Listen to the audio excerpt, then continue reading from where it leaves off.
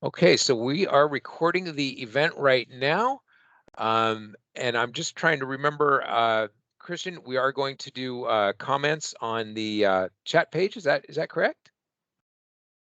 Yeah, Okay. if you have any questions during the presentation, then I think you should have access to the chat. Let us know. I guess you can't let us know if you can't. Yeah, chat us if you don't.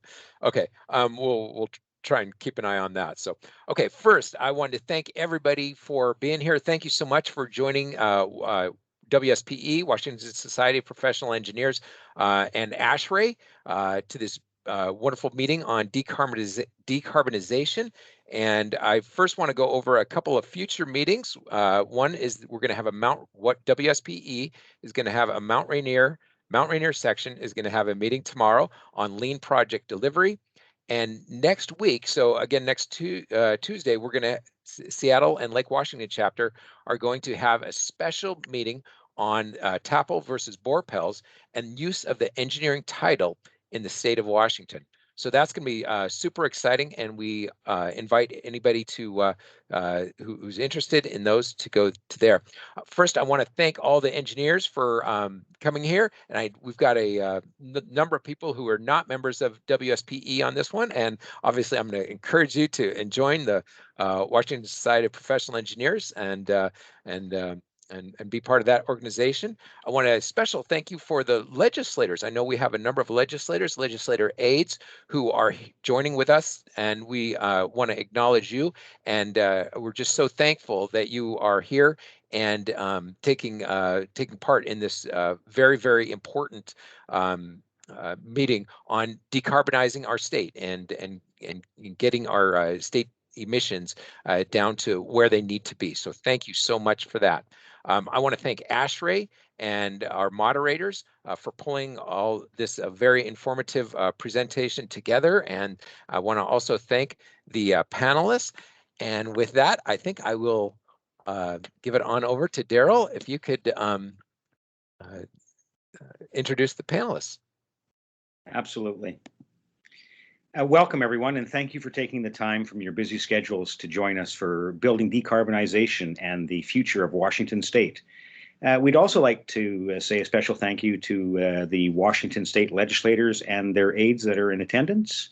I'm Daryl Cullerman, the Government Affairs Vice Chair for ASHRAE Region 11, which includes the state of Washington, Oregon, Alaska, and the Western Canadian provinces of British Columbia, Alberta, Saskatchewan, and Manitoba.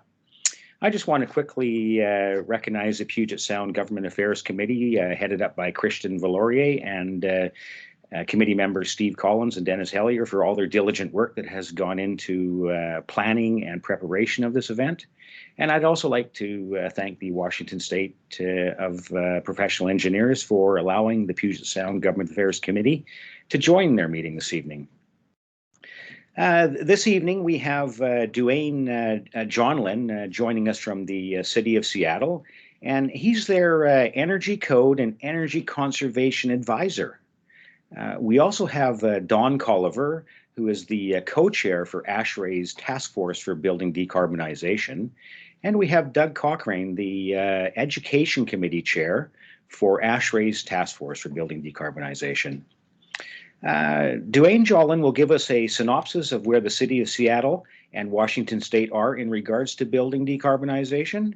And once we hear from Duane, we will hear from Don Culliver and Doug Cochrane on where ASHRAE is with their building decarbonization task force and how ASHRAE can help policymakers achieve their goals.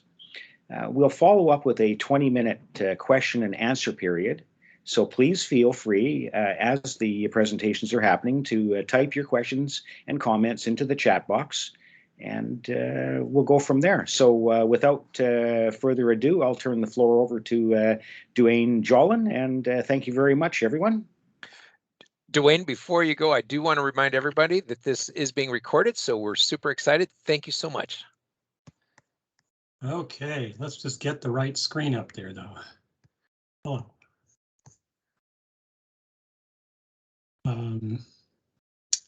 Christian, I'm stuck. How do I get back out of this thing? So if you press the rectangle with the X next to the leave Got it. Okay. Now we'll try to share again and see if we do a better job this time. Okay. Okay.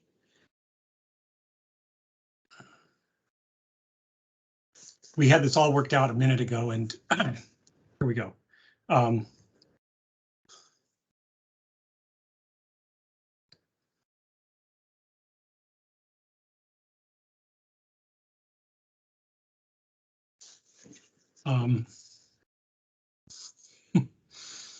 Okay. Duane, if you wanted to, I could share as well. I'd like to be able to do this from my own desk, so I appreciate your momentary patience or your impatience, whichever it is. I'm going to just reload this.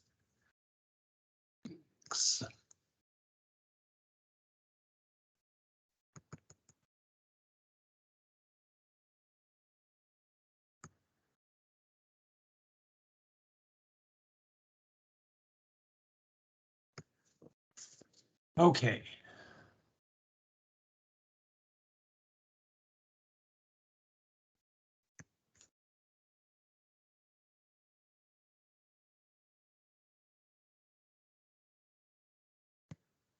That only took a couple of minutes.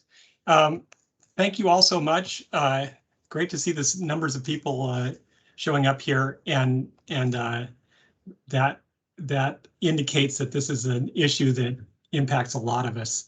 At the state level, we have already done a lot. Our legislators, a few of whom are actually with us this evening, have passed a series of things over the last 2 years that are going to be moving the state in a forceful direction towards a decarbonized future. This really, Washington State is not a large state looking at the rest of the country, but we are influential, and this could give some courage to other states to show up as well. So here we, whereas other states, they're saying, well, should we move forward or not? Here we're saying, no, we're moving forward at the state and the city level. The question is, for you professionals, what's the smartest, most cost-effective, sensible way to get there? And this is Easter Island. So hold this image in your mind for a while. We'll come back to Easter Island. Our big picture for Seattle, I made this diagram several years ago, which has gotten me in trouble a few times already, but the idea was, you can see the population line going up on the top there, that dotted line. We're growing, but at the same time, we wanted to shrink that red triangle of fossil fuel use down to very close to zero, and grow our clean electricity as much as we can, with solar, wind, whatever we can do to increase our hydro. But you can see the big triangle on the white one is we got to do most of this with efficiency. The trouble with this diagram is that the last couple of years in Seattle, we were going the wrong direction. The red wedge was actually growing instead of shrinking. I just happened to see this notice in the ASHRAE newsletter a few days ago that Mayor Durkan was in Scotland and signed this executive order, making it more clear that yes, we are going there, and that 39% below the 2008 baseline, that's not 39%, on a square foot basis. That's overall. So while our existing buildings are going to have to do something serious, our new buildings really have to step up there. And the other thing that's highlighted there is that building performance standards, you're already familiar with the state's requirements that are phasing in now.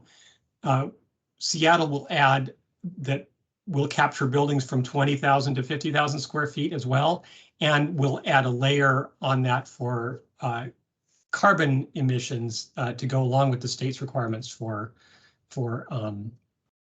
energy reduction. So you'll see this diagram a few times, but the bottom line here is the bottom line, which is that the things we're building now, in the 2020s have to be good enough that in 2050 we don't have to do any major surgery to them to make Seattle work as a carbon neutral city. The first one of those, eliminate combustion. Okay, the idea being that if you're going to be carbon neutral in a couple of decades, you don't like continue to install gas-fired equipment right now, right? That's not going to get us there. And besides, the whole idea of burning things indoors has had its day. And yeah, these people sitting around their fire are burning wood or dung or whatever it is that they had. We switched to coal, a couple of centuries ago, and then to oil, and then finally mid-century to gas. None of these is good for you to be breathing while it's burning inside, right? And they have some bigger environmental impacts as well. But we can only get off of these now because we have alternatives. The problem that we're up against, of course, is that gas is popular. It's still fairly cheap, even though prices have gone up a bit. The equipment is cheap and compact, and you love that blue flame image. Even I got one of those fancy new electric magnetic stoves a couple of years ago, and the graphic they use under the glass to show which burner you've just turned on is a row of LED lights that are made to look like gas flames. But anyway, 90% of our gas use roughly is those two big ones, space heating and water heating. And then the remainder, cooking, decorative fireplaces, some dryers, things like that. But the idea is that in Seattle, we're going after those two really big uses. And the other advantage, of course, is that those little ones are the emotional ones. I think that I have perfectly liberal friends who probably protect their gas cooking the way that people in other states protect their guns. But this is where we're going. Pick off the big uses now, and we'll deal with the little uses some other time. So one of the big ones for Seattle is, okay, space heating goes to heat pumps. And we did put in a long list of exceptions for small loads, little ones, and for auxiliary heat in really cold weather. We didn't put any exceptions in for continuing to use fossil fuel. And note the red text at the bottom that right now we're in the midst of this process to propose similar rules for the state, and it's being, of course, hotly contested, and it'll be something that you two organizations can decide how you want to weigh in on this discussion. And for one of the highlights of the evening tonight, you have an architect here going to explain to a big room full of engineers how a heat pump works. But in my sketch there, you've got one of these heat pumps in your kitchen. It runs this fluid through the back of the fridge that's cold enough that it's actually pulling heat out of that already cold air, squeezes it really hard so it gets hot, and then that radiates out into the rest of the kitchen. You run it back through that valve at the bottom and circulate it again. The same thing happens with the building, that it's cold outdoors, but what we call cold, it's not cold compared to Fairbanks cold, right? There's still a lot of warmth in that air, and we can retrieve that heat at triple the efficiency of generating it new. And I would even go so far as to say a heat pump is a renewable energy source, because look over on the right, even in the winter, sun comes in, warms up the atmosphere. The heat pump just takes that air that's just been brought in and separates out some heat to go into your house while colder air comes out the other side of the heat pump back into the environment. And that allows you some nice, cozy warmth that'll keep your cat happy inside. The next really big one is heat pump water heating. And this one just kicks in at New Year's, so several weeks from now, for new applications. But for hotels and multifamily buildings, that have central water heating, which is most multifamily over a couple of stories in Washington State, you use heat pump. And in fact, the Seattle City Council will be considering in a couple of weeks an amendment to this that would bring in commercial buildings as well that have substantial water heating rules. Once again, see the red text on the bottom. This is currently in front of the State Building Code Council and is hotly contested. So I call my talk the Tug of War because this is not just a Pollyannish thing where we're going to like cheerlead for this stuff. I wanted to just recognize that the opposition is very real and very vigorous. Obviously, if you're in the gas industry, we're talking about removing revenue from your stream.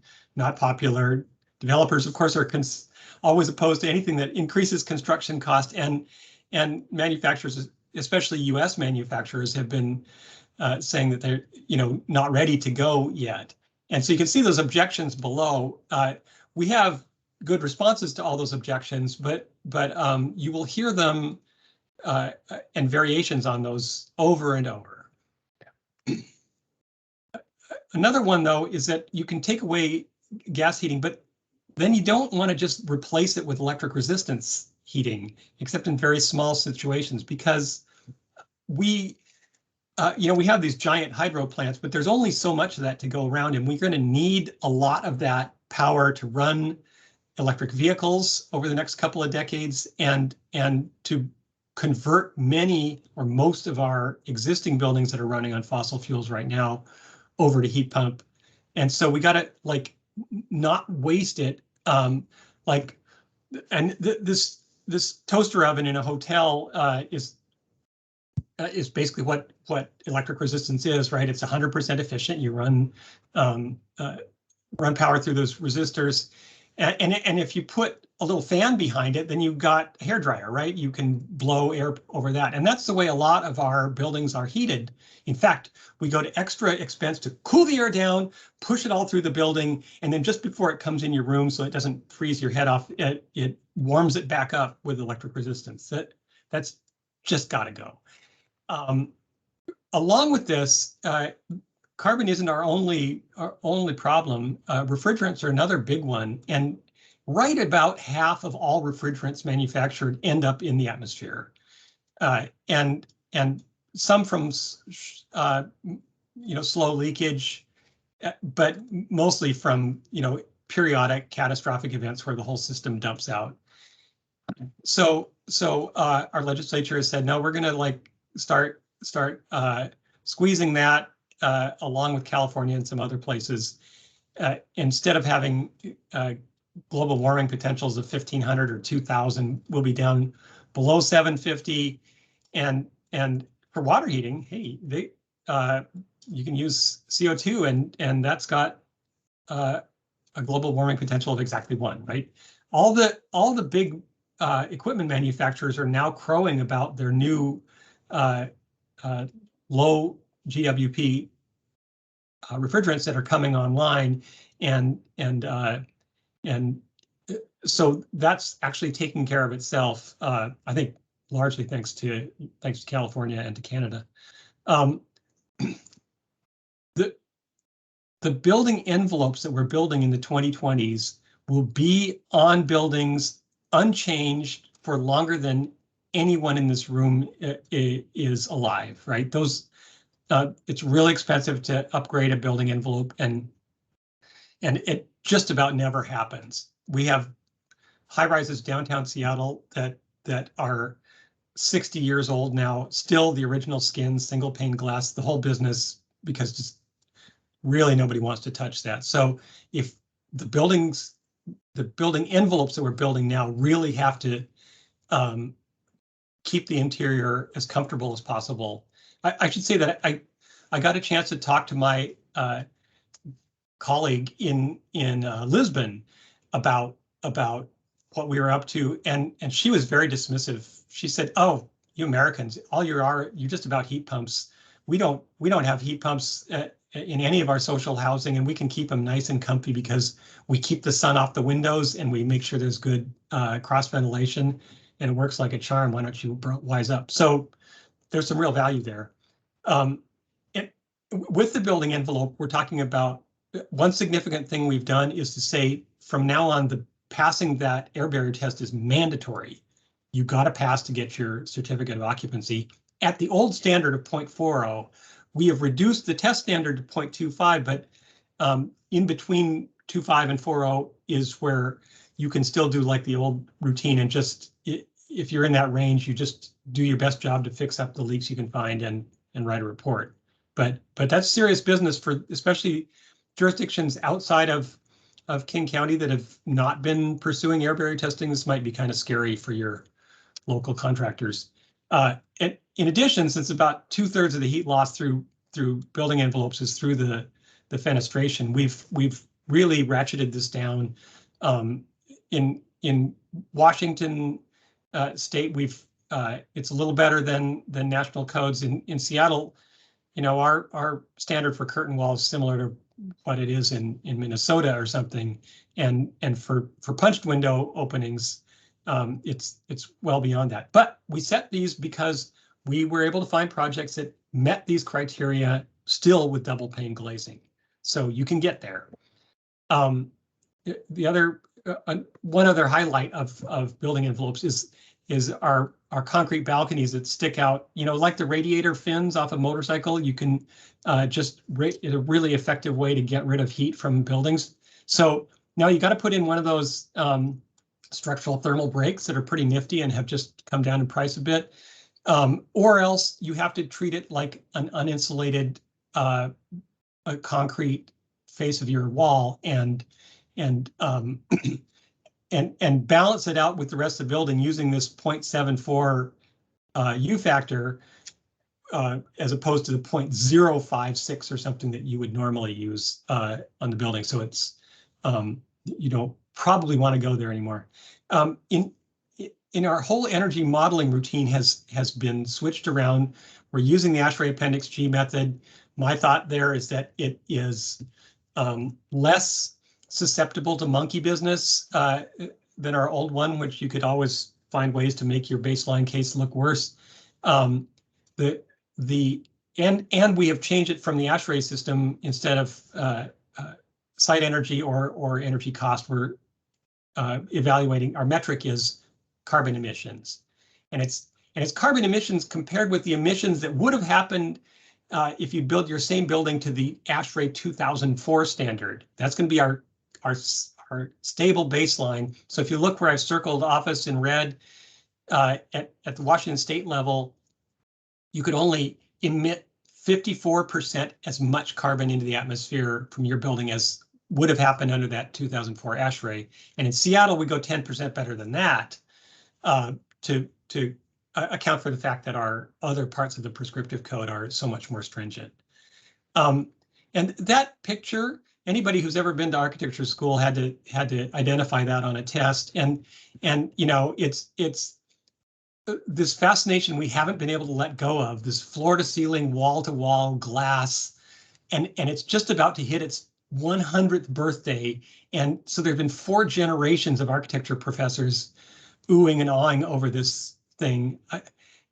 We got to get over it. But anyway, we're saying now that in Washington State, your building envelope, no matter how you do your modeling, cannot be made any more than 20% worse than prescriptive code. And in Seattle, it's 10% worse is your maximum. So if you can figure out a way to replicate this lovely all glass building, go ahead. That bottom bullet, what is modeling good for anymore? You'll have to figure that out, because up till now, all you modelers have been able to sell your services to clients by saying, hey, I can get rid of your slab edge insulation and I can get you 63% glazing and all that. It might not work anymore. Finally, there's the generate power. To the extent that we can, we got to start like using our roof space that's not otherwise needed for anything to augment the hydropower we have in the area, at least to get, you know, baseline energy for a building, a commercial building, even on like Sunday morning with nobody in the building, is usually 20% or more of the peak energy. There's a lot of energy. At least we should cover that. The requirement in Seattle is for 1/4 of a watt per square foot of conditioned area. So if you got a 20-story building, it's a third of your roof area is covered with solar. That includes the walking spaces. If it's a 2-story building, it's just a few percent. We did one little maneuver in there. We said affordable housing projects don't have to do this, and other projects that don't want to put solar on their own roofs can build their solar array on an affordable housing project if they want. So we're already seeing some interest that developers calling up and saying, okay, where do I find an affordable housing project that wants my solar panels? So could be a match made in heaven. This is there's serious issues. Like I mentioned earlier, some people are worried about City Light being able to or other utilities being able to handle the whole load on the grid. We just had a 1.5-year study by EPRI, and yes, our grid can handle that. The local distribution network probably will over time need to get modified, some handle, and over these next couple of decades, as we move towards that decarbonization, we're going to have to do some things in the code to make sure that we're still not endangering the utilities' capacity for real cold or real hot weather. Gas is a rough industry to be in anywhere in the country, I think, right now, but especially on the West Coast, where we're working on making all that burning of carbon go away. And so that industry really has to get going on sort of reinventing itself and not just watching their loads shrink. Back to Easter Island, several hundred years ago, this was a heavily forested island. It's about a little less than the area of Seattle. Was this thriving big civilization and seafaring people, very well organized, and they had a terrific kind of palm tree that was good for boat building and rope making and houses and moving these giant stones around the island. They got to the point where they were over harvesting more than it could replace. As they were harvesting too much, the topsoil started running off so that new trees wouldn't grow in those same places. Eventually, I'm sure they cut down the last tree. They must have been aware that they were cutting down the very last tree on the island. Then they couldn't build boats anymore and replace their old ones, and so their main source of food disappeared. And when Europeans first came upon the island, there were just a couple thousand people left, just sort of barely alive on the island, having wiped out their whole existence. And in a microcosm, that's where we're at. And so they didn't have the science to kind of look ahead and see what was happening. We do, and it's just kind of a big worldwide IQ test whether we're going to take action on what we know is around the corner for us. So with that, thank you all very much.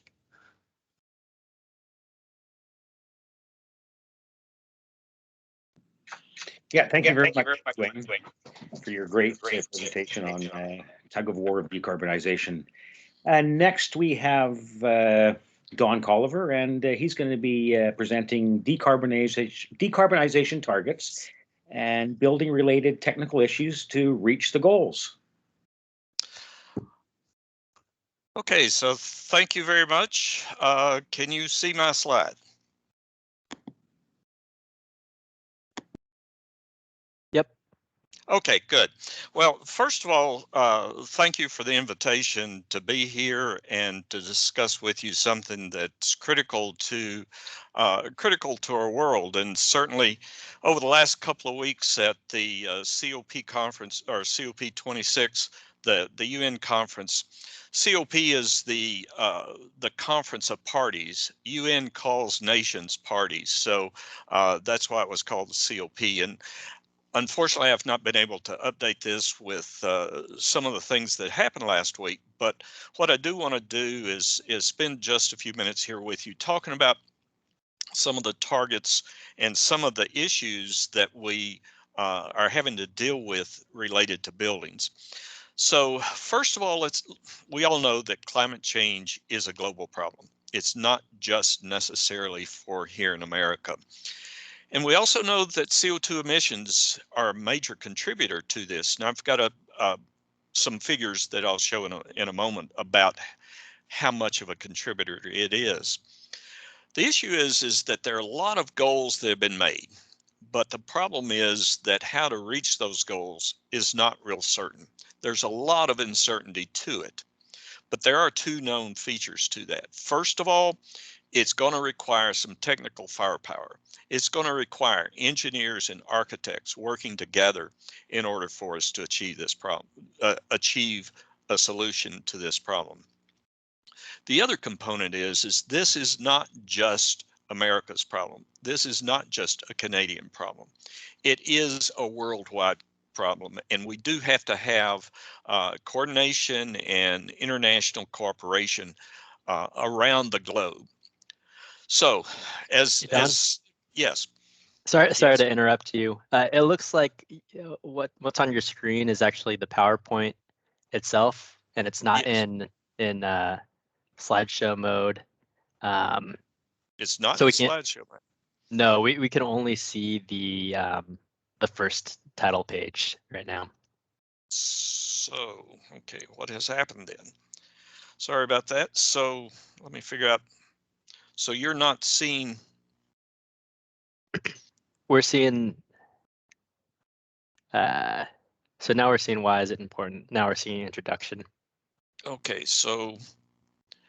Yeah, we're seeing the PowerPoint, but we're actually not seeing the slideshow. So if you click on your slideshow, so your whole screen comes on, Don. That's what I had. There you go.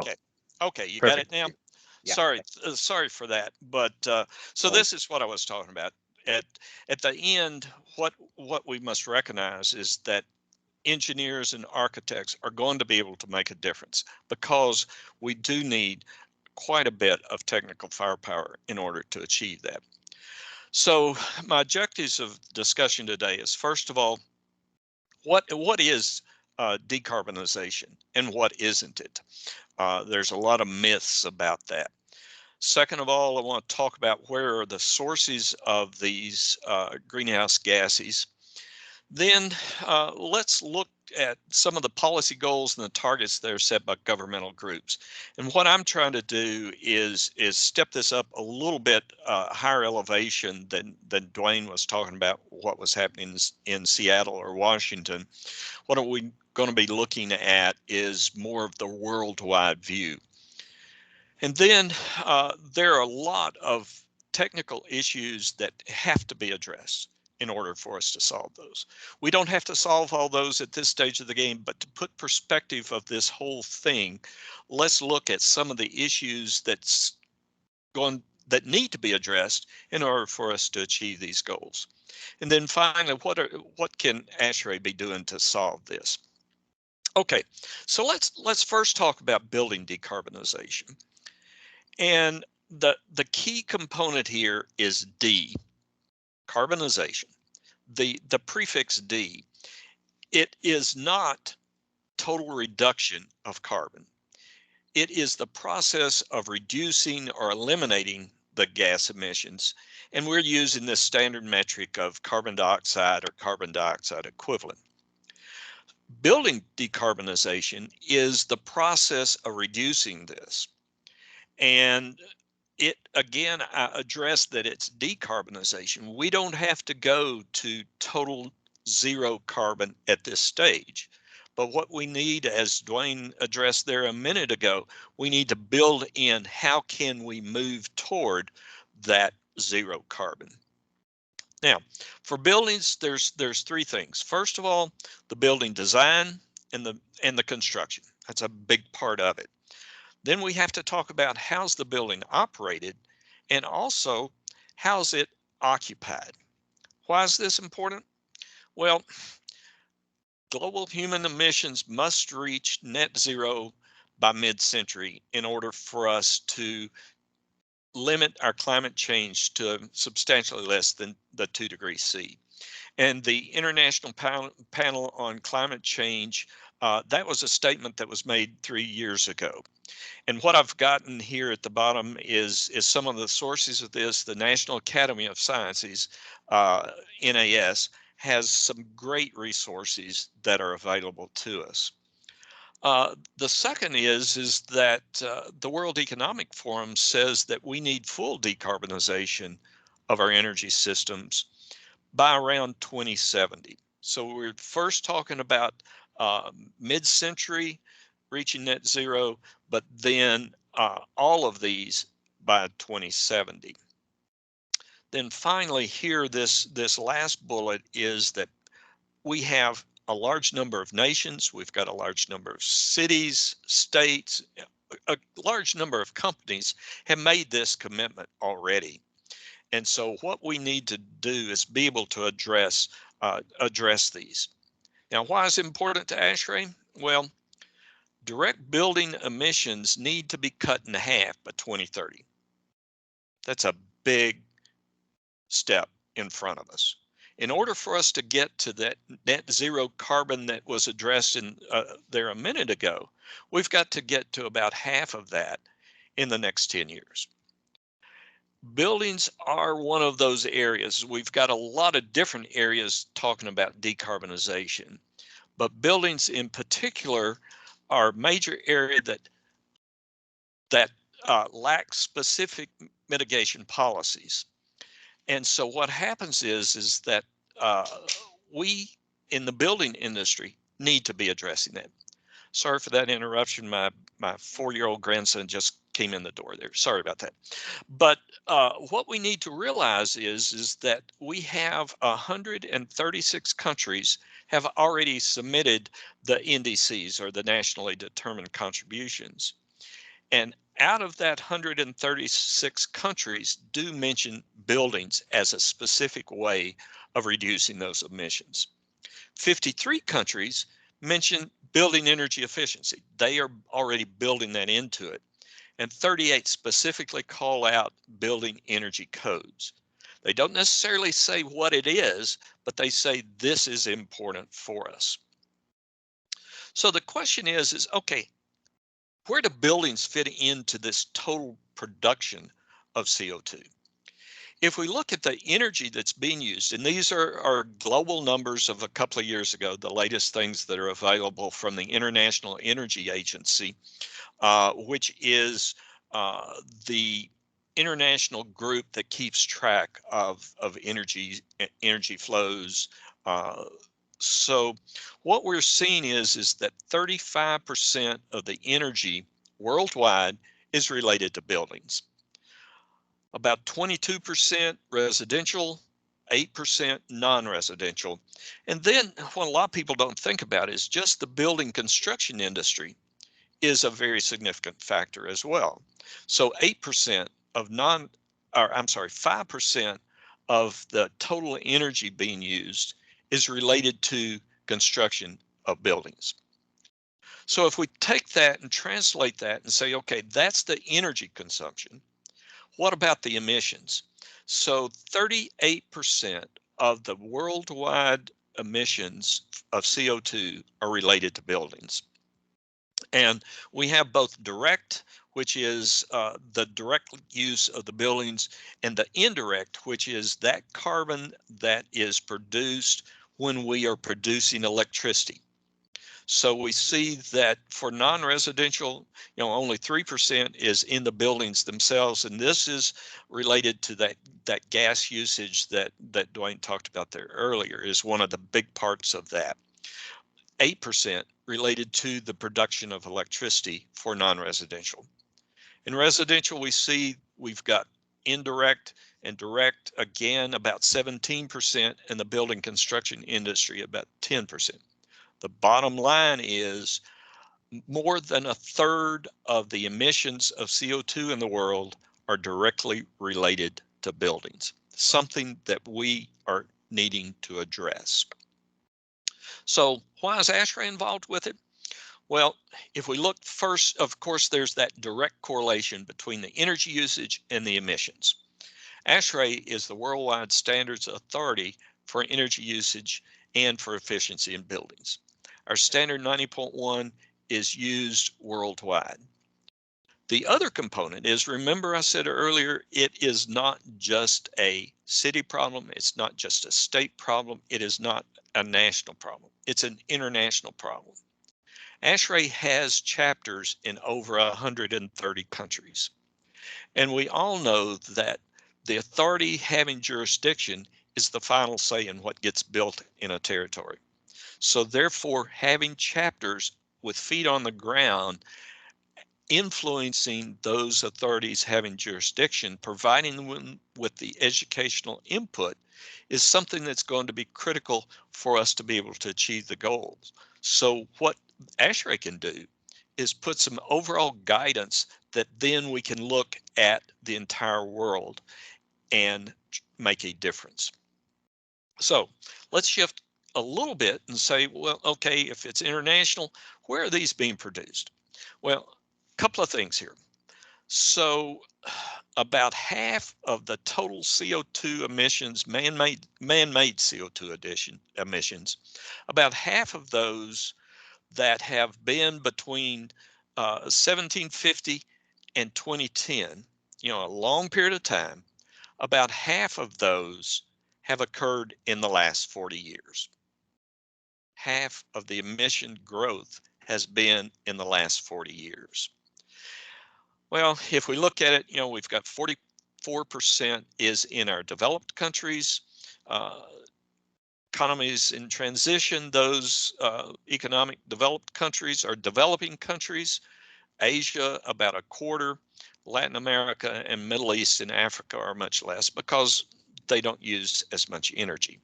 So key component here, in the last 40 years, we've had about half of the total emissions being produced during those times. So we've got a number of countries that are involved in trying to address this problem. And this is a graph that you see here, the various colors. Those that are dark green are those developed countries that actually have some restrictions associated with it. Those that are in lighter green have less restrictions. And then the developing countries in orange are also getting this in motion, and those in red are those that really are project level type of decisions. They're not nationwide policy decisions. The bottom line here is that it is a worldwide problem, and we see people are addressing it. If we look at the U.S., we see, and this is, it's a few months out of date here and these are growing all the time, but we do see that we have a lot of cities that have policies and states that have policies in them. And these dots are increasing rapidly over time. So we've seen what the emissions are. We've seen where they're occurring. How do we try to hit those targets?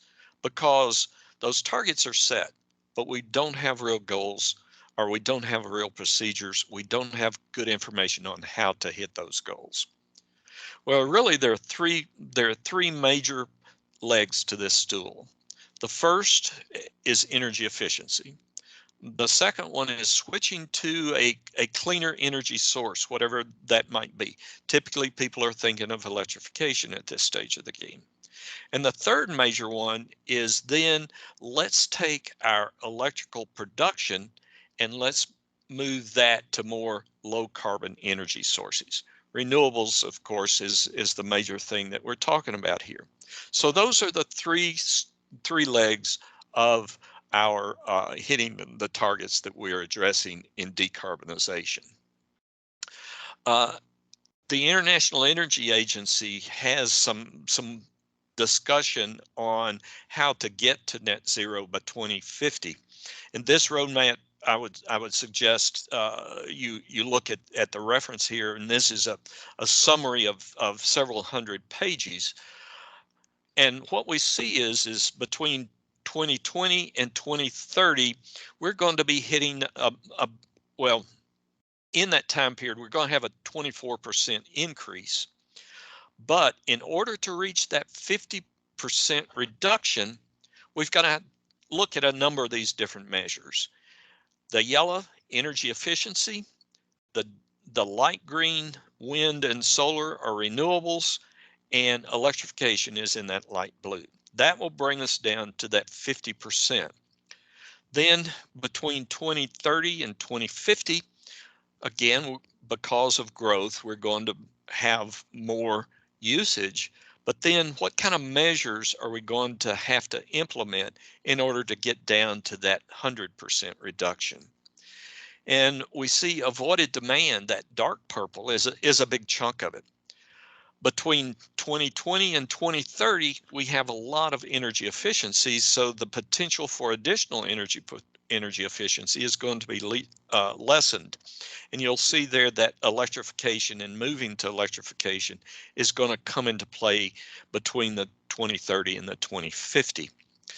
Then that orange there at the very bottom, the combined or the carbon capture, we see is really being the potential and one of the salvations in order to hit those goals by 2050. So what are some of the issues now that we're having to address? I think one thing that everybody must remember is that one size doesn't fit all. We've got residential, we've got commercial, we've got industrial. The same thing won't fit for all of those. Then we've got to think about, okay, we've got new, we've got retrofit. The majority of the buildings that are going to exist in 2050 are already existing. And then finally, we need to look at, it's not the same thing is not going to be the same, or I'm sorry, what is needed is not going to be the same across even America. So we see that this two pie charts here in the bottom right, the one on the left is what's our generation mix for, and this is Indiana, Ohio, Western Pennsylvania, and West Virginia. And we see that fossil fuels is about 2/3 of the electrical generation. However, if we look at upstate New York, we see that fossil fuels, rather than being 2/3, is about 1/4. Hydro and nuclear being the other big sections. So that is in America. But then if we look at developed and undeveloped countries, or underdeveloped, look at Canada here. They have about 60% of their electrical production is by hydro, and there's only 18% of fossil fuels. If we look at Europe, the European Union, we see that it's about 40% fossil fuels, a big chunk of nuclear as well. But yet, if we look at Southeast Asia, we see that over 3/4 of their energy is being from fossil fuels. So one thing doesn't fit all cases. So we have to make this comparison between developed and underdeveloped countries. All of those are a big portion, or a big problem that we must be addressing. Another big thing that we need to be addressing is definitions.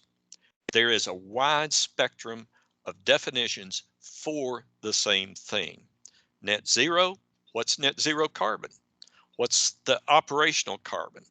What is the embodied carbon of the materials that go into our buildings? Whole life carbon. Let's do the life cycle analysis of what the carbon is, from the mining of the ore to production of the steel to use in the building to then the dismantling of the building. And then finally talking about upfront carbon. So CIBSE, the Chartered Institute of Building Sciences, which is out of the UK, has standards associated with some of these definitions, and those are not the same as many of the other parts of the world.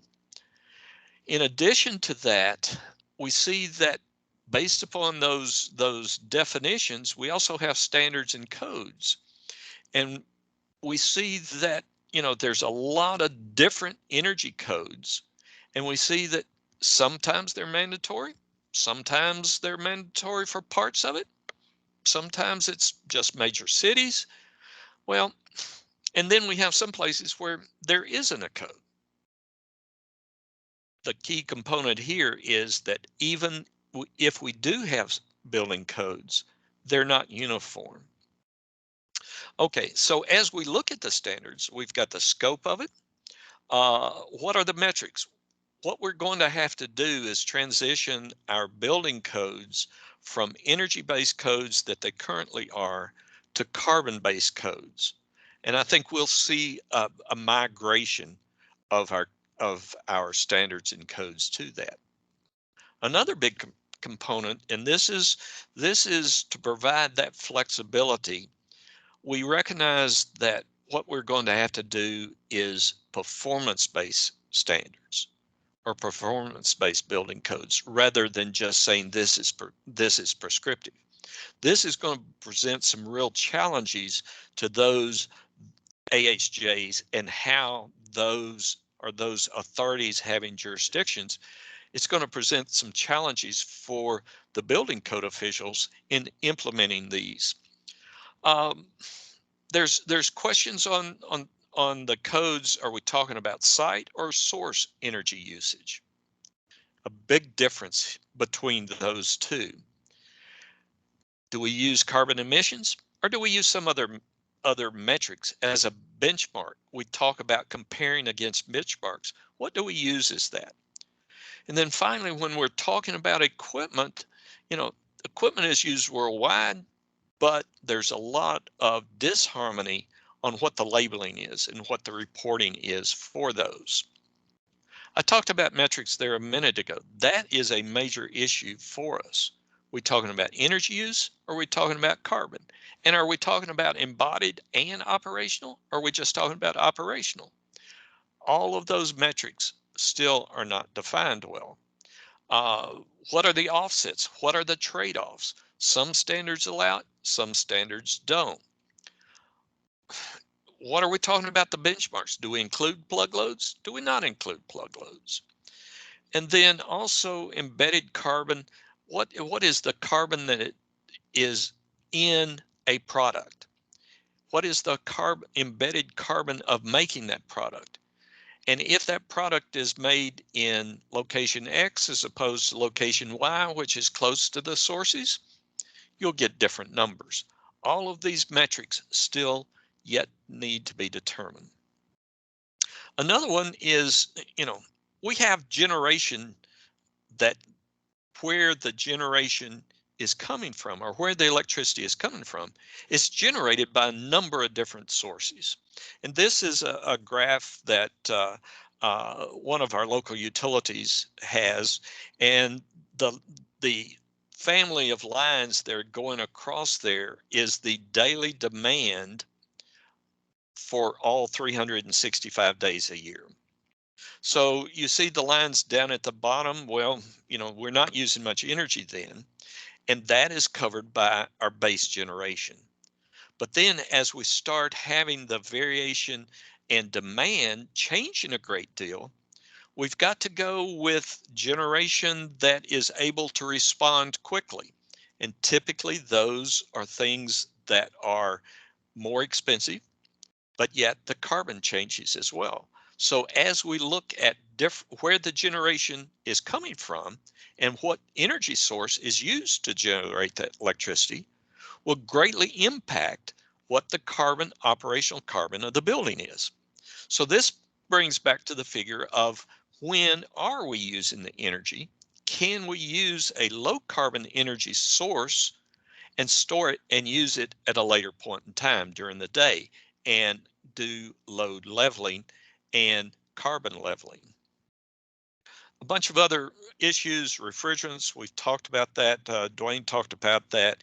Energy storage, we're seeing thermal, we're seeing a lot of electrical energy storage research that's going on. Just controls, having the building to be able to respond to grid signals, and conversely, the grid responding to building signals. Maintenance and operation, and the complexity, the more complex the building, the more difficult it is to operate. Buildings follow the laws of thermodynamics. They always go downhill. So maintenance and operation, we cannot have a more complex system that our building operators are able to maintain and operate. Commissioning and retro commissioning, that's one of those key factors that we must keep in mind as well. One of the big unknowns is, where does the electrical energy used in vehicles? Is that in the transportation section? Is that in the building sector where they're plugged in? How much and what's the penetration of electric vehicles? Those are some real questions that we all must be addressed. And if we're talking about having electric vehicles being charged at our buildings, how does that fit into our building energy codes or our carbon codes? Duane addressed already the grid security and capacity. And then finally, this linkage between guides and standards and codes, and the authorities having jurisdiction to be able to implement those. We currently don't have a good number on what's the carbon cost. We have good numbers on energy, but what's the economics associated with that? I was recently doing a energy assessment on a manufacturing facility, and they had just put in a $15 million solar system. And I asked them what the economics of that were, and they says, we never did calculate. And I says, you put in a $15 million addition to your facility. How did you run the economics on it? And I said, our company wanted to be perceived as a green company, and it came out of our advertising budget. How do you fit that into the economics? Those types of questions are very difficult to deal with. So what can ASHRAE do? How are we working with this? Well, first of all, we're developing a web presence. We're pulling together a lot of different issues that we're trying to put onto the web. We are developing best practices, pulling those items together. Guides and guidelines, a big component. Standards, we're talking about building performance standards. We have to be doing the benchmarking and what is our existing stock assessment. Where is our baseline?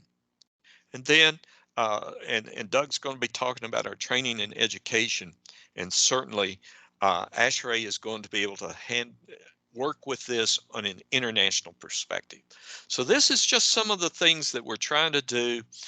Certainly feel free to ask questions. Be glad to discuss this further. So thank you for your time. Thank you, Don, for a great, well-informed presentation. And next, we're going to hear from Doug Cochran, and his presentation will be the Task Force for Building Decarbonization, Training and Education update, and as well as the efforts, the Canadian efforts. So, put the floor to Doug, and thank you very much.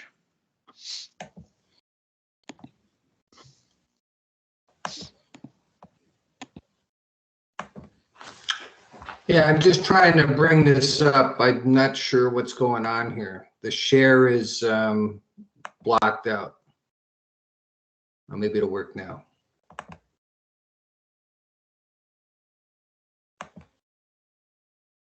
Hey, Doug, and I'll make the offer to you also. I could always share my screen, and if you want to tell me next, we can do that.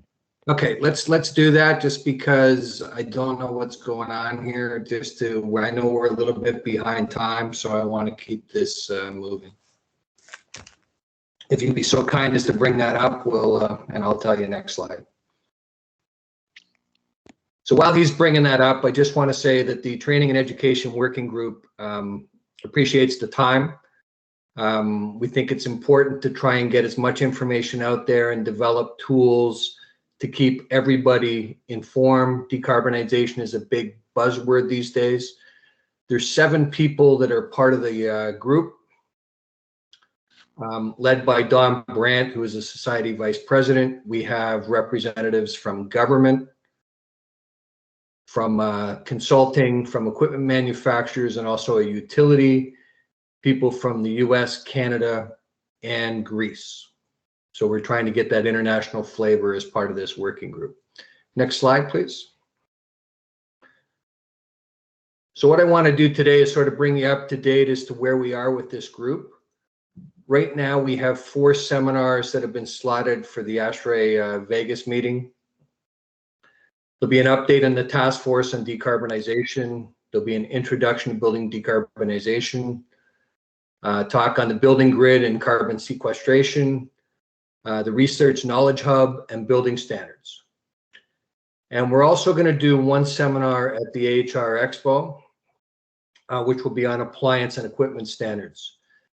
And the other thing we've tried to do is so that every working group within the task force is represented. We will have a working, we're working on a seminar now for early January prior to the Vegas conference to make sure that we cover the other working groups, which are embodied in operational carbon and also building codes. Next slide. The next thing we're working on is the next meeting for Toronto, or for ASHRAE, is the Toronto meeting in June. And what we're working on there is to have 3 ASHRAE Learning Institute courses on decarbonization. What we've tried to do is align these with the way the ASHRAE handbooks are set up. So the first one is fundamentals. It's going to be an introduction. The second one will be based on systems and equipment, and the focus on that is going to be on design, and we will be covering the various equipment types as well. Thirdly will be applications, and this is really a focus on the operation of buildings. So we think it's key to have, people know what decarbonization is about, how to design, and also how to operate buildings. And then the other thing we're working on is there will be an international decarbonization conference in Athens, Greece, October 6th and 7th, 2022. It's a great way to combine work and pleasure. If you've never been to Greece, I highly suggest you take a look at that. Next slide, please. The other thing we're working on is papers on decarbonization efforts in different countries, and we want to do that globally. We want to get a good perspective of what's going on around the world. These will be developed into journal articles and will probably be used in that global conference I just talked about in Greece. So we've come up with a framework so that we're going to have consistency of papers around the globe. Canada is the first one that's currently underway. We're currently working on that. The rest will follow. I know Don is involved on the one for the US. And you might recognize some of the names there, people, ASHRAE members, a couple of people who've been involved in your region, Region 11. Bill Dean is heading up the general overview from Canada on a national basis. Eric Binder from Calgary is going to handle Western Canada, so Manitoba and provinces west to the West Coast in BC. And I'm heading up Eastern Canada, Ontario and East. Next slide, please. So what I want to do now is sort of give you a summary of what's going on in Canada, just to give you some perspective of where we are and sort of things that we're putting together. So in 2018, Canada produced 647.7 terawatt hours of electricity. And as you saw from Don, 61% of the electricity is generated from hydro sources. The rest is a combination of natural gas, nuclear, coal, biomass, solar, petroleum, and wind. Our electrical regulation is at the provincial level. And currently there's only 2 provinces that are deregulated, that being Alberta and Ontario. It's interesting that BC, just north of Washington there, Manitoba, Quebec, Newfoundland and Labrador, and the Yukon are all over 80% from hydroelectric. Quebec is almost exclusively electric, coming in at 95%. The rest of the provinces rely on a combination of nuclear, hydro, wind, biomass, coal, natural gas, and petroleum. Next slide, please. The goal in Canada is to be net zero emissions by 2050. And Canada has this Net Zero Emissions Accountability Act, which was passed last year. We've had an election. We ended up with the same party ruling. However, it sort of delayed putting everything together to make, the steps necessary in order to make that work.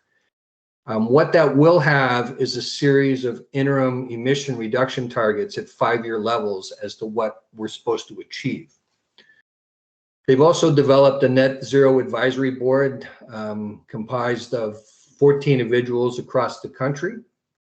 And they've committed $3 billion to establish a net zero accelerator fund to help large emitters reduce their emissions. One thing I just noticed is the province of Quebec has a satellite firm that is looking at what is going on with carbon, so what carbon is going on and what the reduction is. They've given them money to be able to come up to improve what they're doing. And Canada does have a carbon tax, currently $40 a ton. In BC, it's actually $45. That is rising, and it'll be $170 per ton in 2030. Next slide, please. The COP26 that just went down, these are the highlights of what Canada has promised. So we have agreed to the 1.5 degree Celsius global warming target, established plans for international shipping.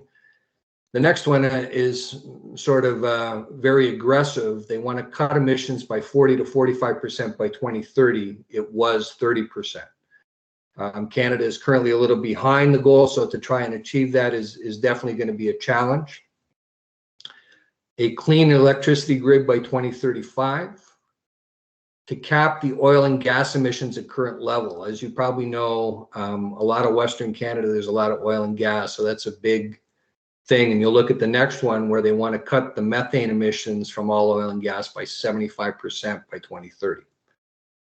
So we want to make sure that we reforest. We had a number of forest fires, as I know you've had in the Western United States as well.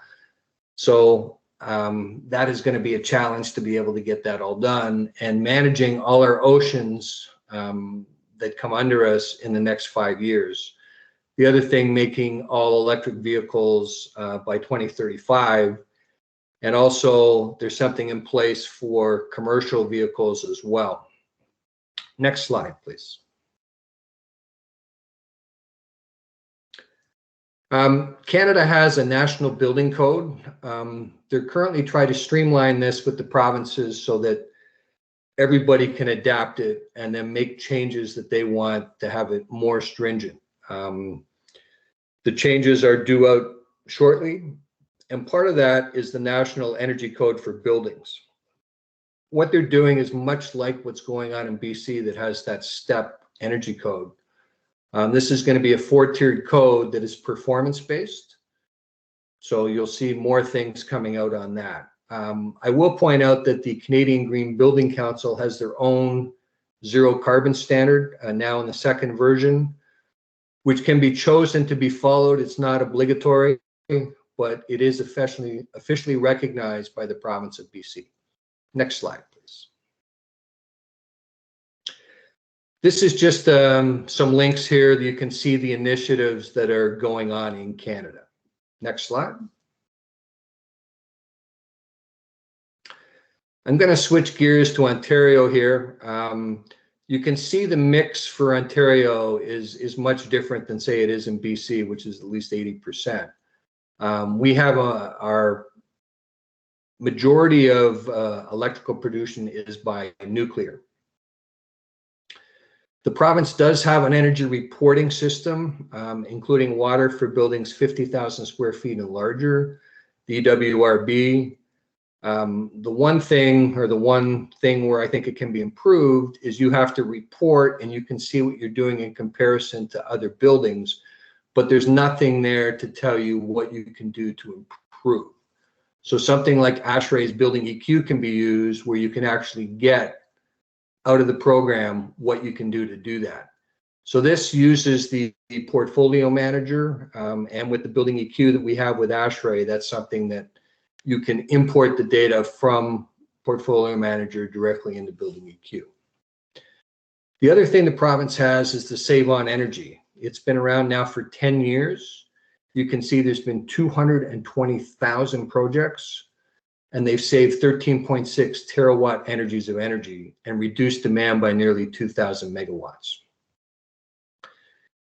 Just happened here in November. Ontario is the first province in the country to come up with what they call the Green Button platform.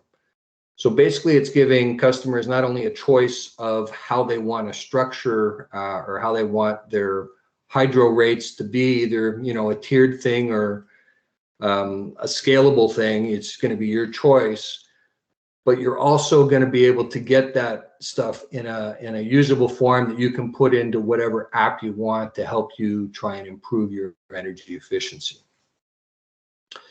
Transportation sector accounts for roughly 30% of emissions, and that's very similar to what Don's already shown you for what happens globally. I think one of the interesting things is in 2018, there was 2.9 gigawatts of solar produced in Canada, and 98% of that was in Ontario. Next slide.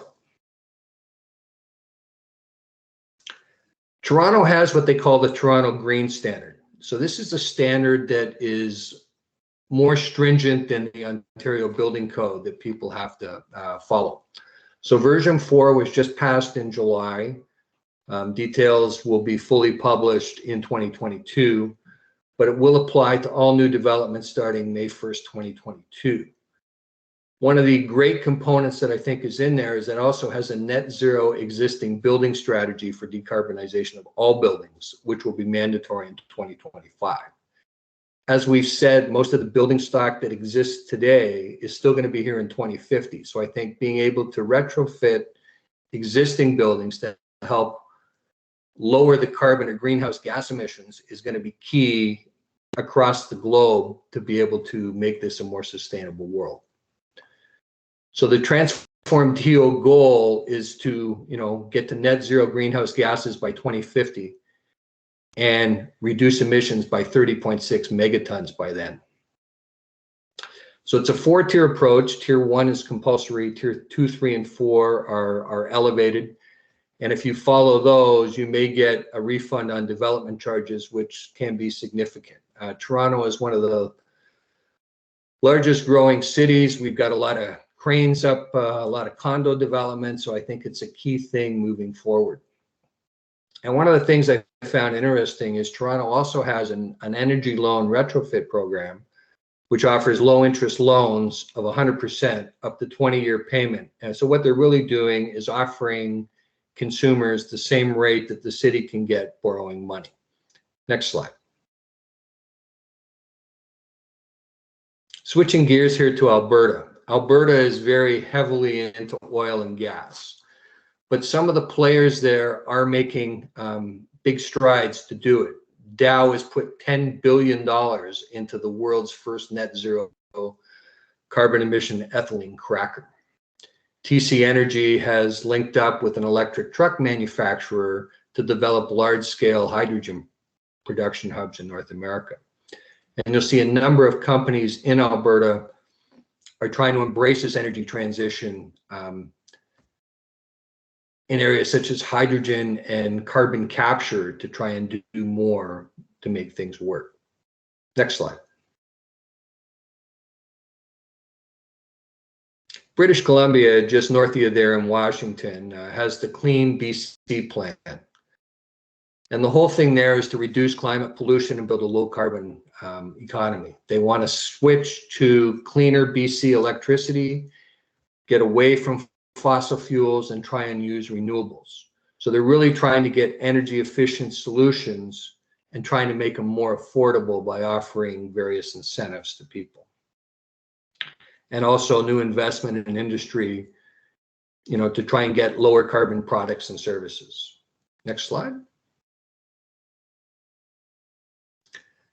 So there's the Clean BC plan. You can sort of see in that pie chart how they're trying to achieve that by 2030. And you'll see the amount of megatons based on what you have. So for industry, 8.4 megatons of CO2 equivalent. Buildings, 2 megatons of CO2 equivalent. That's what the targets are. Let's hope everybody can reach those. Next slide. Here's some of the highlights of the Clean BC plan, and you'll see included in this is what the actual megaton of carbon reduction is planned to be by 2030. I think one of the key things here is every new building in BC will be net zero energy ready by 2032. Like we said, BC has that stepped building code. So it's very interesting to see, and they've taken it further to include the waste as well. And the province, the industry, they want to lower it by 8.4 megatons by 2030. Next slide. So from fossil fuels to clean energy, again, that drive to get to clean and renewable resources. Nearly 3/4 of the energy used across the economy still comes from fossil fuels, and we definitely want to get away from that to try and lower our carbon output. Next slide. Better buildings. So this is part of the BC building code. We've already said net zero energy by 2032, but you can see some of the numbers here. 20% better by 2022, 40% better by 2027. And to get to that net zero energy ready is 80% better by 2032. Some pretty aggressive targets. So they want to introduce more support for better buildings and home retrofits. They're going to upgrade their public housing, incentives to make heat pumps more affordable. One of the things I think that's interesting in here is remote communities. It's a big issue in Canada. Most of our population is by the US border. So remote communities have some unique features that have to be taken into account. Next slide. So we want a cleaner industry. Direct a portion of the carbon tax paid by industry into incentives for cleaner operations. So put some of that money back in to help people reduce their emissions. And you can see everything here is, reduce emissions. They want to get to industrial electrification, cleaner fuels for industry, and reduce the carbon pollution by 8.4 megatons by 2030. Next slide. Reducing emissions from waste, we've sort of covered that, and that's 0.7 megatons by 2030. Next slide. I just wanted to sort of highlight what's going on in Vancouver. Their heating and hot water system, zero emission by 2025, and transition to zero carbon starting April of next year. Their 2030 goal is a 40% reduction in carbon emissions over the 2007 levels.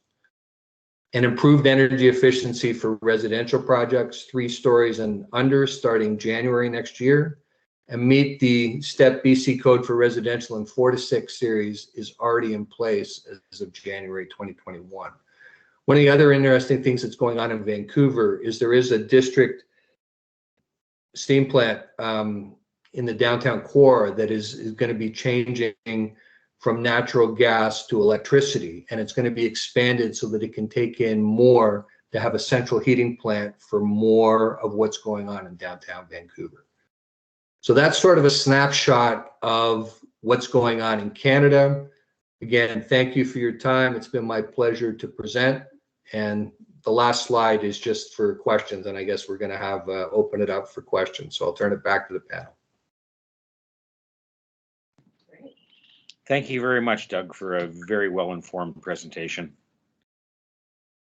Okay, we'll just give a couple of minutes for questions if anybody wants to, type in their questions. There's some happening already, and I think Christian will perhaps read a few of them.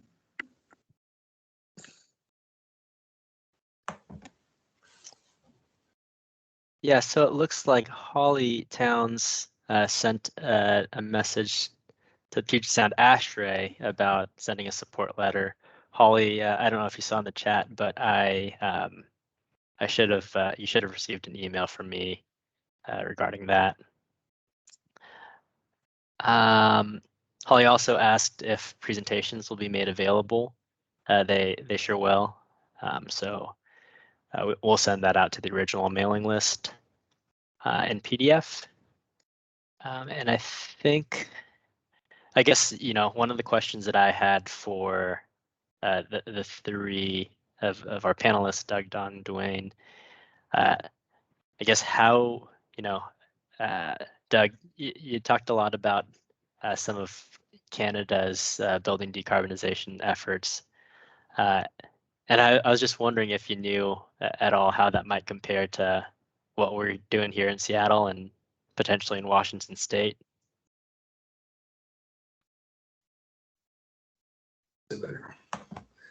Helps if you hit the unmute button. I learned a lot hearing Duane talk about this as to what's going on in Seattle and Washington State. Not being from there, I'm not as familiar with what's going on, but I'd be happy to answer what's going on. It's just because I've been working on the Canadian paper, that's sort of what I've been concentrating on. Absolutely, that makes sense. And I don't know if Duane's on anymore, but Don, were you going to say something? Duane is on. Oh. This is Don, and I can't answer that. I think Duane would be the one to respond to that, if you can, Duane. Well, one question, that Canadian standard is not necessarily adopted by anybody, is it?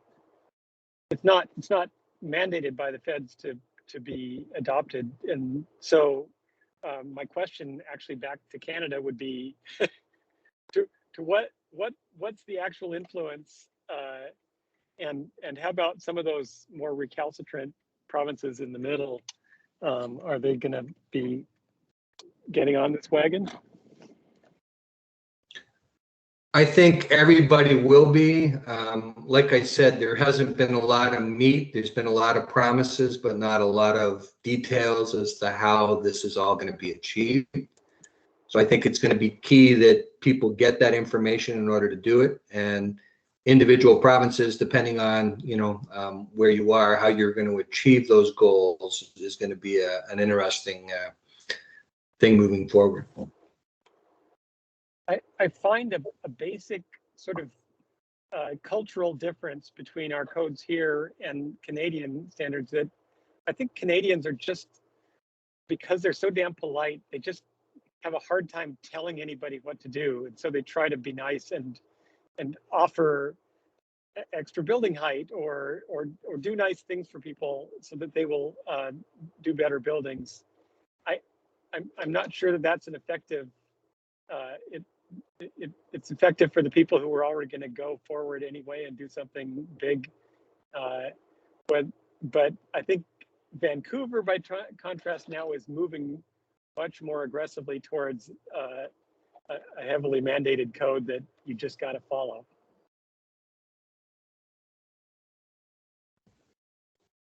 Yeah, like I said, British Columbia, I think, is the most progressive of any province in Canada currently. You know, 2/3 of our population are in Ontario and Quebec. Quebec being already 95% hydroelectric, they have, I guess, less to do than some of the other provinces. So it'll be interesting to see what happens moving forward. I would object to that, because I think I mentioned in my talk that even if you've got a big hydro resource, to switch all your transportation over is going to take a chunk of that resource, and I think that a lot of the eastern seaboard in the U.S. is interested in acquiring chunks of that Quebec hydro to try to make their portfolios work. So I think the only way we're going to make things happen is to have both stringent efficiency standards and decarbonized energy supply, not one or the other. I agree. Everybody's got to work together to achieve the goal.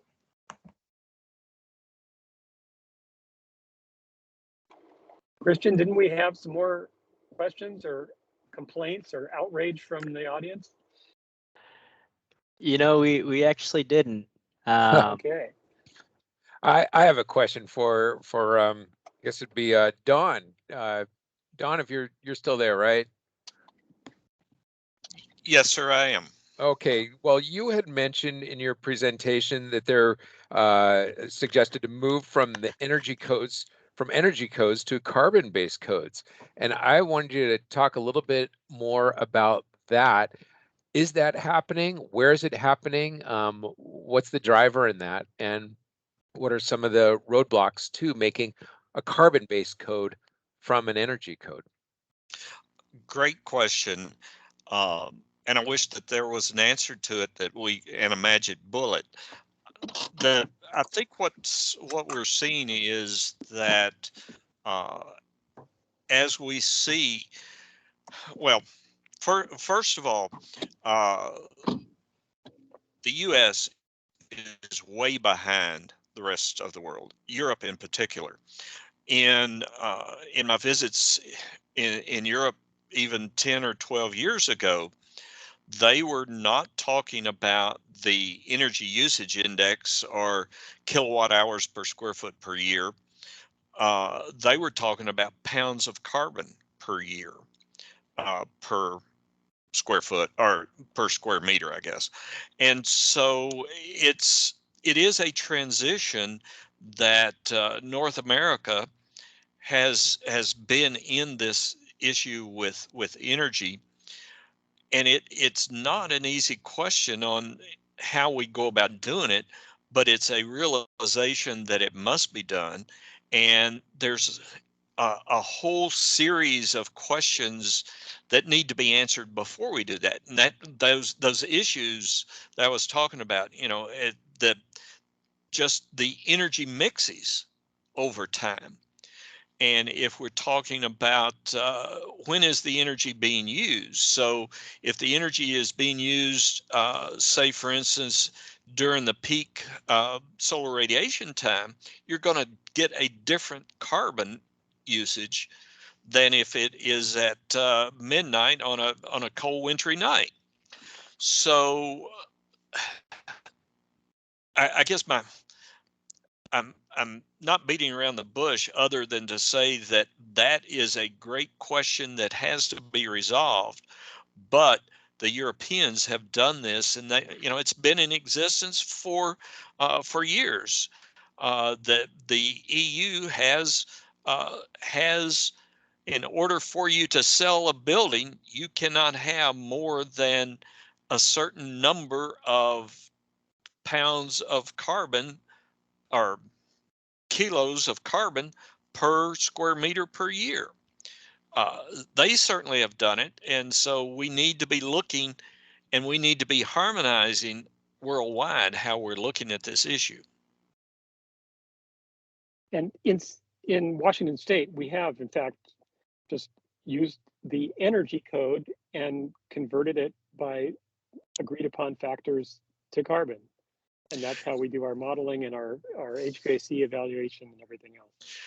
And that's not a trivial thing to do when we're talking about a international code or even a nationwide code for a particular city where you do have a pretty consistent energy source, and and I guess I'm curious on how you take into account when the energy is used.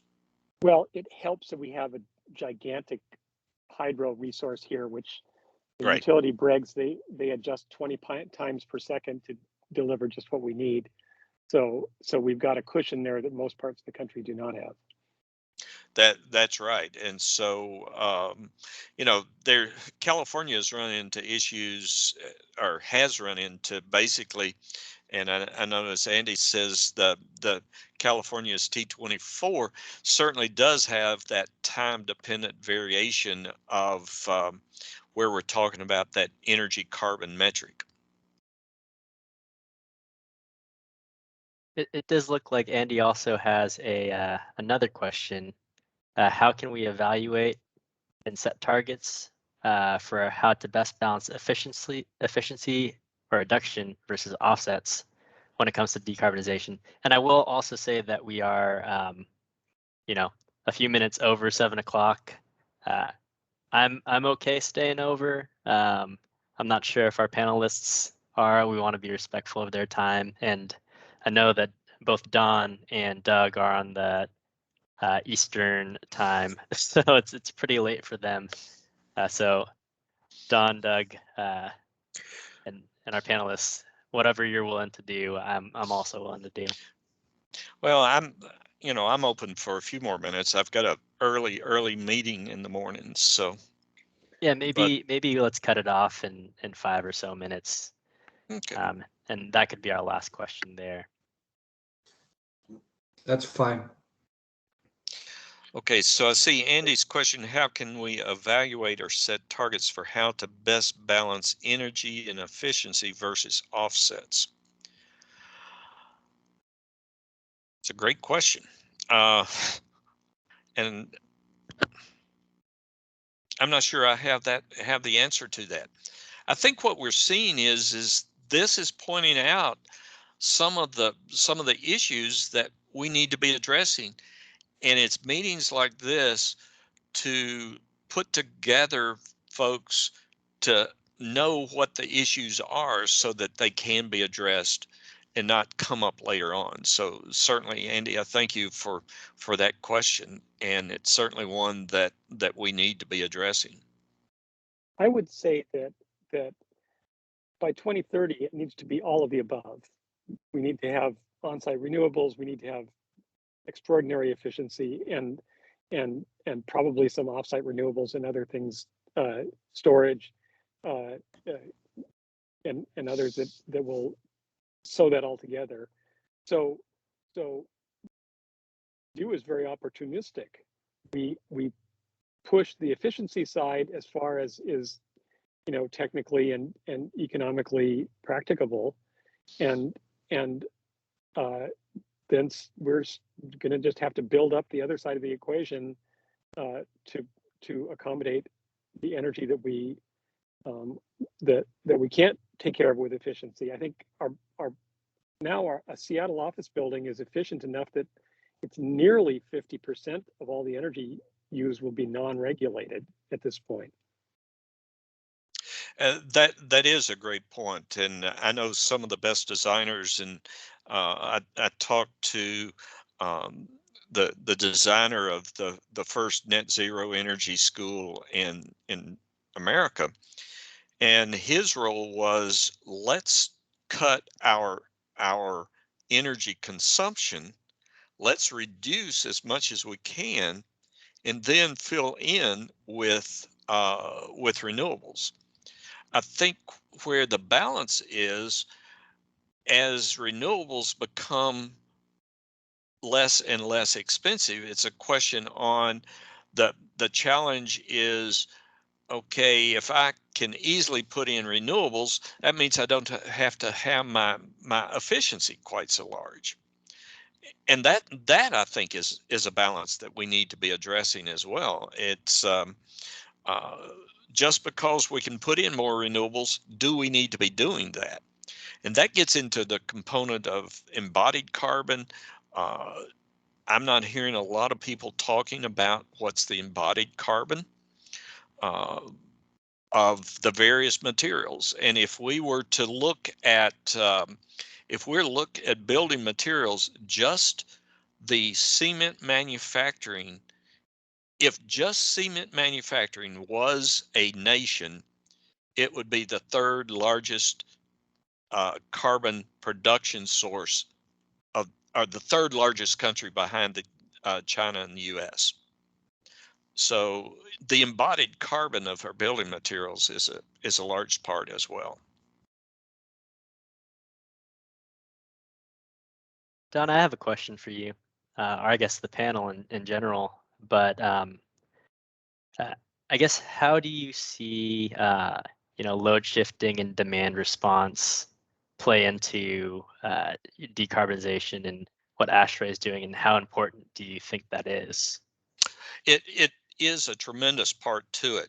And in fact, we have one of our task groups is just talking about the building grid interaction, or the, and actually another group is talking about the operational carbon, which is that connection. One of the groups is talking about the signals from the grid giving to the building. The other group is talking about what the building signals are going back to the grid. So just communications is one of those big areas that we have people working on. And certainly storage is one of those big components that that we see is critical to us.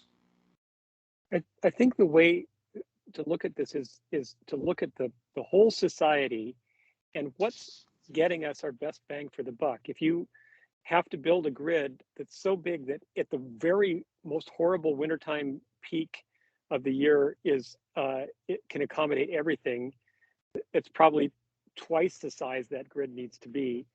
And so at that point you have to say, well, it would have made more sense to shift some of that water heating load and that car charging load over to a different time period and shave off that peak. And so I think we just need to be back and forth balancing out what are the things we can do, looking at the big picture, that get us the furthest with the least pain.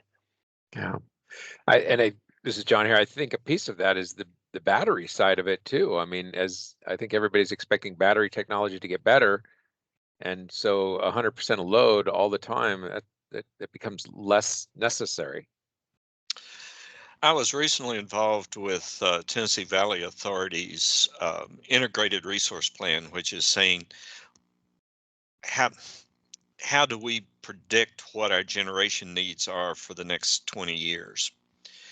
And it was a least cost optimization problem with several million lines of code in their linear programming model. And what was driving, and so bottom line is the Tennessee Valley Authority, TVA, is going to be putting in as the least cost option in the 11 to 12 year time period. They're going to be putting in 50,000 acres of solar panels. And the reason that it was not more than that was because of the unknown related to battery storage. We are seeing more battery storage technology is coming along, but that really is what's the one of the big unknowns at this stage of the game, John. Yeah, I got to sign off. Good night, everybody. All right, thanks, Duane. And yeah, Thanks, we did reach time. Holly, I'm so sorry that we didn't get to your last question of concrete and getting clean energy and solving that embodied carbon issue.